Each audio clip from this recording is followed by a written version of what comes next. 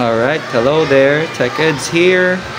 So, share ko lang yung functionality na itong aking DIY attendance management system.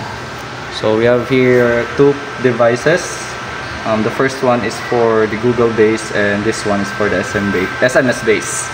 So, nakalagay dyan, meron siyang SIM, which is Globe prepaid SIM.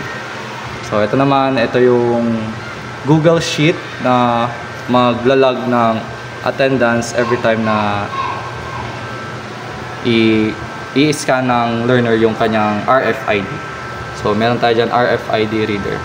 So, this device is powered by ESP32. Ito naman ay Arduino. So madaling sabi, it is powered by microcontroller. So, try natin.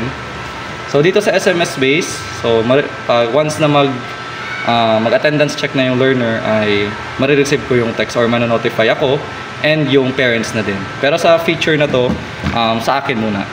Kasi hindi ko pa na-collect yung ibang phone number ng ibang parents. So, try natin tong isang card. So, once na pag-snipe natin yan dyan, so, in sending SMS, so, hintayin natin siyang mag-send. So, SMS sent. And then, okay. So, ayun, manonotify tayo. Okay, Globe Uno yung pangalan. So, nakalagay dyan, attendance alert, Michael has entered or left the school. So, once na ma-receive po siya ng morning, ibig sabihin, pumasok na yung bata. Pero kapag hapon na, for example, meron ng phone number yung parents, kapag hapon na nila na-receive, let's say, around 3:45 to 4 p.m., ibig sabihin ay nakalabas na yung bata ng school or ng classroom. So, dito naman tayo sa Google Base. So, scan lang natin. Okay. So, sending. So, depende to sa internet connection kung gaano kabilis siya mag-send. So, meron siyang buzzer para ma-notify yung bata na na-send na yung kanilang attendance. So, ayan na yung kanina.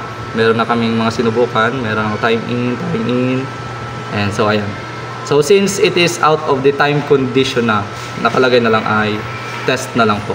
So, si Michael Aniel. So, ayan yung aking attendance management system.